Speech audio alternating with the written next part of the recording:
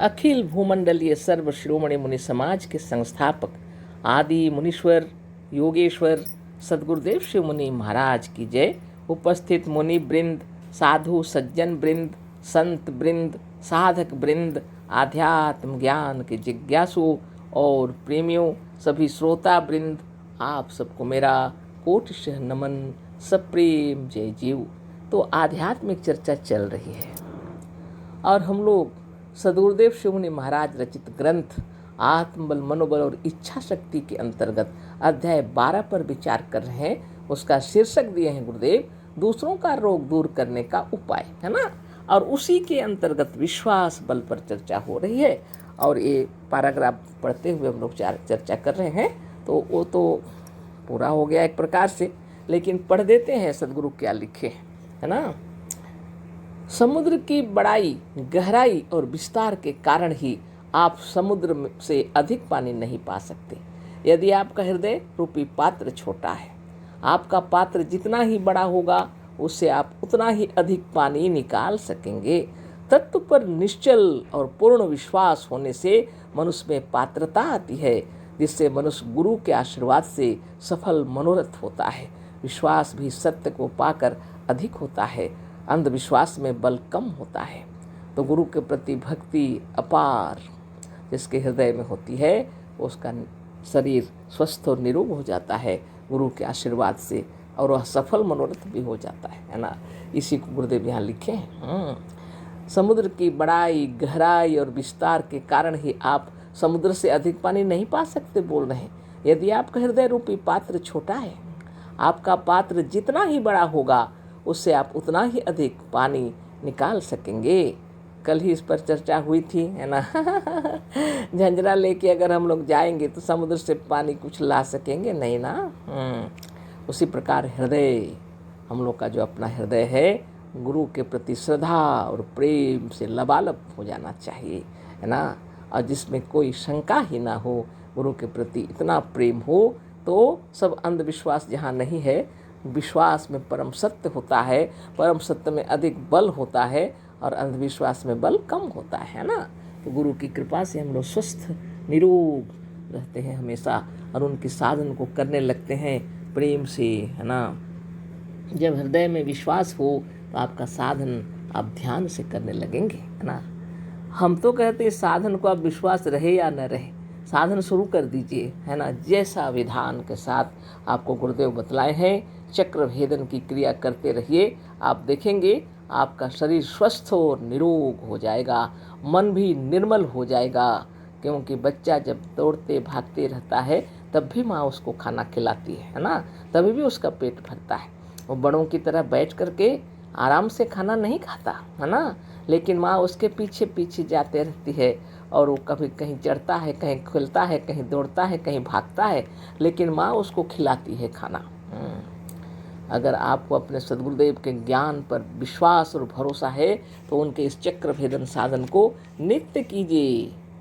ध्यान लगे लगे ना लगे, मन उस पर जमे जमे ना जमे, लेकिन आप यदि साधन करेंगे तो पद्धति ही ऐसी है कि भटकता हुआ मन एकांत में अपने पास रुक जाएगा, है ना। सदगुरुदेव ऐसा ही बता दिए हैं, साधन चक्र भेदन की क्रिया ऐसा बतलाए हैं गुरुदेव कि मन स्वतः ही उसी में रुक जाएगा। कब तक दौड़ेगा, है ना। आगे सदगुरुदेव लिखते हैं, गुरु चाहे अपना रोग स्वयं अपने से ना छुड़ा सके, पर शिष्य के हृदय में यदि गुरु के आशीर्वाद और फूंक पर पूर्ण अटल विश्वास है तो अवश्य अच्छा हो जाएगा। गुरु की अपनी शक्ति पर कभी कभी कुछ संदेह हो सकता है, पर सच्चे शिष्य के हृदय में गुरु के आत्मबल पर संदेह नहीं होता। अतः सच्चे शिष्यों को सच्चे गुरु द्वारा सच्चे आत्मबल के प्रयोग से लाभ होना निश्चित है, अटल और ध्रुव है। यदि लाभ नहीं हुआ तो यह समझ लीजिए कि रोगी या शिष्य में विश्वास की कमी है अथवा वह गुरु के प्रति कुटिल व कपटी है ना। रोग निश्चित रूप से दूर होगा, विघ्न और बाधाएं भी दूर होंगी, जीवन के सारे दुख दर्द भी दूर होंगे। इसके हृदय में अपने गुरु के लिए अपार श्रद्धा और अपार प्रेम होता है। सदगुरुदेव कह रहे हैं, हो सकता है गुरु अपने बीमारी को छुड़ा ना सके, माने गुरु चाहे अपना रोग स्वयं अपने से ना छुड़ा सके, पर शिष्य के हृदय में यदि गुरु के आशीर्वाद और फूंक का पूर्ण और अटल विश्वास है तो अवश्य अच्छा हो जाएगा। हमने अपने आँखों से देखा है। जब रूहिया बाबा का देहांत हो गया है ना, तब उनके ऊपर जो फूल चढ़ाए गए थे वो सब फूल भी मुनिजन ले गए है ना, और निरोग स्वस्थ और सुंदर रहे जीवन भर। उनके कृपा और आशीर्वाद पर इतना विश्वास था, पूर्ण विश्वास है ना, ऐसी बात होती है ना। उनकी महिमा भी अपार, उनकी महिमा भी अपार थी। मेरी माँ के आँख का ऑपरेशन हुआ था और दर्द हो रहा था। ऑपरेशन के बाद जब घर में आई माँ तो बोली, रूहिया बाबा को थोड़ा बोलो ना बेटा, थोड़ा सा मेरा तकलीफ़ हो गया है, आँख में दर्द हो रहा है, लगता है जैसे सुई से कोई मैंने खींच रहा है, ऐसा लग रहा है, और बता दो गुरुदेव वहाँ से आशीर्वाद दे दे, रूहिया बाबा को बोलो है ना। हम फ़ोन लगाए तो उठाए, बोले बाबा ऐसी ऐसी बात है। तो बोले बेटा ठीक है, अभी तुरंत अच्छी हो जाएगी, हम यहाँ से आशीर्वाद दे रहे हैं है ना, और हमको 5 मिनट के बाद फ़ोन करना है ना। जैसे ही वहाँ से आशीर्वाद दिए और मेरी माँ का आँख का दर्द छू मंतर हो गया। कितनी बड़ी बात है। यह कोई जादू टोना नहीं है, हृदय की भक्ति और शक्ति है ना। माँ के हृदय में उनके प्रति अपार भक्ति और उनका आशीर्वाद तो तेजस्वी आशीर्वाद पहुँच गया है ना, इसमें कोई संदेह नहीं है ना। और बात तो ऐसी ही रही। इसमें जो गुरुदेव लिखे हैं इस पर विश्वास रखिए है ना। गुरु चाहे अपना रोग स्वयं अपने से ना छुड़ा सके, पर शिष्य के हृदय में यदि गुरु के आशीर्वाद और फूंक का पूर्ण और अटल विश्वास है तो अवश्य अच्छा हो जाएगा। उनकी इच्छा के विरुद्ध जब उनको हॉस्पिटल में ले जा करके रखा है ना, तो उनको बहुत दुख हुआ और वो अपना दवाई भी खाना नहीं चाहते थे, फिर भी उनको खिलाया गया। इस सब तरह से उनकी तबीयत जब खराब हो गई तब फिर आश्रम में आए जब है ना, तब भी गुरुजन और माने उनको इतना मुनि लोग इतना श्रद्धा करते थे, उनके विघ्न परिस्थितियों में भी उनके पास आते थे और सबको आशीर्वाद दे रहे थे। कम बड़ी बात है क्या है ना। ये स्वतः उदाहरण है। तो गुरु के प्रति जिसकी भक्ति होती है वो अपार भक्ति होती है। तो यह कोई गुरुडम, यह कोई अंधविश्वास नहीं है, यह अपने हृदय की भक्ति है। जिन्होंने आपको योग साधन सिखाया, जिन्होंने आपको भगवान का सच्चा दर्जा दिखाया, वो भगवान सद्गुरुदेव शिवमुनि महाराज की कृपा बनी रहे है ना। उनकी महिमा से हम लोग आज साधन सीख रहे हैं है ना। और सद्गुरुदेव शिवमुनि महाराज की जय, जिन्होंने इतना योग शिक्षक योगाचार्य बनाने का विधान बना दिया, और आज हमारे मुनि जगत में इतने योग शिक्षक इतने योगाचार्य बने हैं और सभी योग साधन शिक्षा दीक्षा दे रहे हैं है ना। और मुनिजन भी साधन ध्यान तपस्या कर रहे हैं है ना। बहुत बड़ी बात है। उसके बावजूद भी अगर लाभ नहीं हो रहा है किसी का तो सद्गुरु क्या लिखे हैं देखिए है ना। बहुत बड़ी बात है।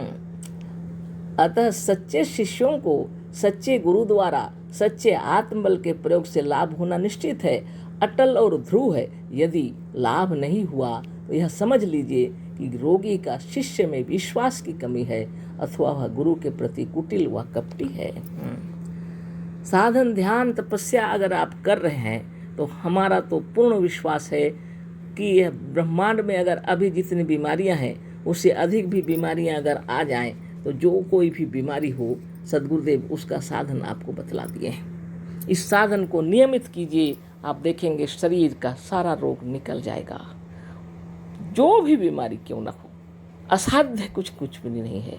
सद्गुरुदेव इतने तत्व से जो बतला दिए हैं, आत्मा की इच्छा से ही शरीर चलता है, आत्मा की इच्छा से ही खड़ा होते हैं आप, आत्मा की इच्छा से ही सब कुछ होता है। शरीर का रोग दोष दुख तकलीफ तो उस तरह दूर हो जाता है जैसे हम लोग अपने कोई शरीर में अगर कोट पहने और गर्दा है तो झाड़ दिए, अगर कभी शरीर में कोई मैला है तो नहला लिए। इसी तरह रोग दोष दुख तकलीफ अपने आप निकल जाएंगे जब आपकी भावना दृढ़ हो जाए। तो अपनी भावनाओं को दृढ़ करने के लिए योगाभ्यास करना पड़ता है। विकट से विकट परिस्थितियां भी आपसे आप सहेज जाती हैं, आश्चर्य की बात हो जाती है, लेकिन आपको ध्यान मगन होकर के प्रणव करना चाहिए।